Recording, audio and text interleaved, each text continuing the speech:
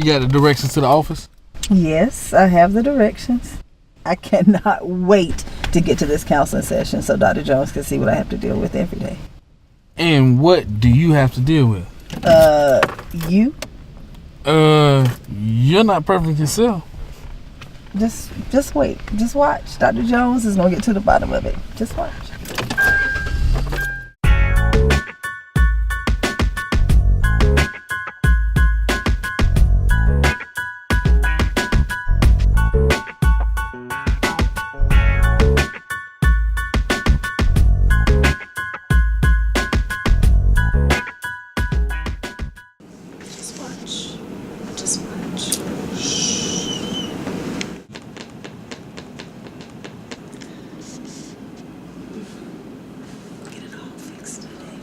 Mr. and Mrs. Cheek, Dr. Jones, very pleasure to meet you.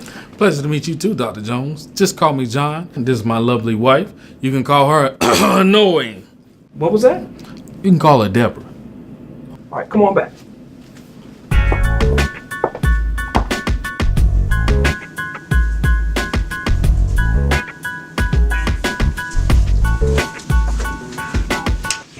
So let's get right into it. What can I help you guys with today? With him? Can you elaborate? Okay, Dr. Jones, I can make your job real easy. I can tell you exactly what the problem is. Living with this man is literally a full-time job. She means a full-time job with benefits. You know what I'm saying? Barely. All right, let's regroup. Let's talk a little bit about the challenges that you guys are experiencing. Debra? Okay, so it's like I said, Doc. Everything he does gets on my nerves. Can you be a little more specific? Okay, for example, when he gets home from work, all he wants to do is watch SportsCenter and play video games. I do not.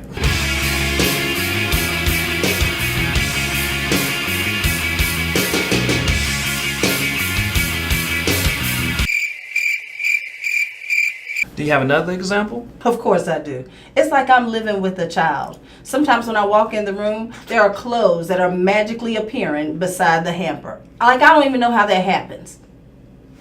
Not only that, even how he eats gets on my nerves. And don't get me started about his friends. They are loud, they're disrespectful, and they are such a bad influence. All right, Debra. Thanks for sharing. But let me ask you this. What are some things that you're doing that could possibly bring about a more positive outlook on some of the things that you're so disturbed about? I'm sorry. You might have missed some of the things I was telling you because I was talking about my husband. And it seems like you're asking me about me. I know it was a lot to take in. I don't mind repeating it if you'd like for me to. No need to repeat it. I heard everything you said loud and clear. You gave me a laundry list of things that John is doing. But you're failing to see that there may be some issues that you have that need to be addressed. See, I knew this counseling thing was a bad idea. What? You're the one that wanted to come to counseling in the first place. Let's shift the focus. Instead of focusing on what he's doing wrong, let's place more of the emphasis on things you can control, like how you respond. For example, when he leaves his clothes all over the floor, instead of responding upset, take a moment, and when you calm down, just honestly let him know how you feel about what he's doing. Let's try it now. John, when you leave your clothes on the floor right beside the hamper, it makes me feel really irritated, like I'm your maid instead of your loving wife. Wow. If you would have told me like that, I would have never thrown my clothes on the floor. See, guys, I think we have a breakthrough. I want you to keep working on those things that we talked about today, and I'll see you back in a couple months. Hey, Doc. You the man. I knew you could fix it.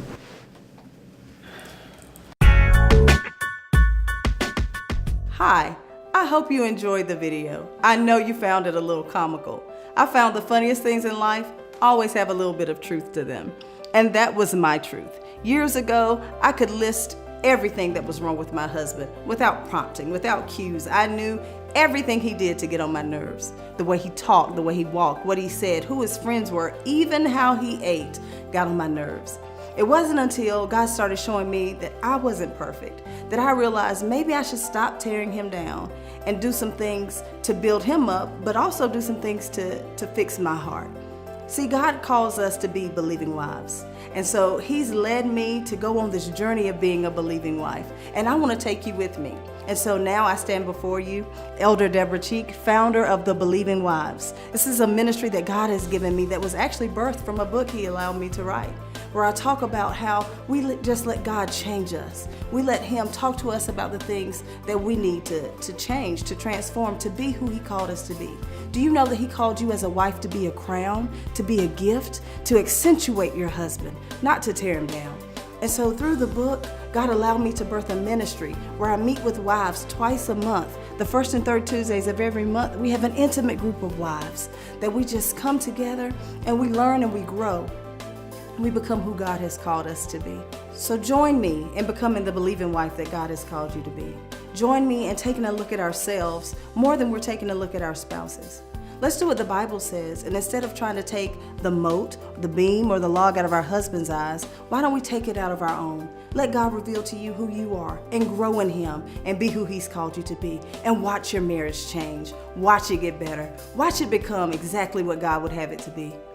I'm asking you to join me. Are you a believing wife?